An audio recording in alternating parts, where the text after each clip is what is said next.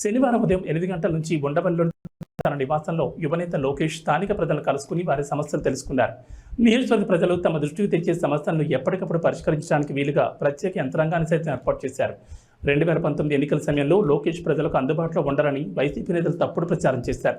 వాస్తవానికి గతంలో ఎమ్మెల్యేగా ఉన్న వ్యక్తి పత్తా లేకుండా పోగా యువనేత లోకేష్ నిత్యం ప్రజల్లో ఉంటూ నియోజకవర్గ ప్రజలకు చేదోడు వాదోడుగా నిలిచారు. సొంత నిధులతో 29 సంక్షేమ కార్యక్రమాలను అమలు చేసి మంగళగిరి ప్రజల మనసు గెలిచారు. నియోజకవర్గ ప్రజల ఆశీస్సులతో విజయదుందుబి మోగించిన లోకేష్ ప్రజలకు మరింత చేరువుగా వెళ్లేందుకు ప్రజా దర్బార్ నిర్వహించాలని నిర్ణయించారు.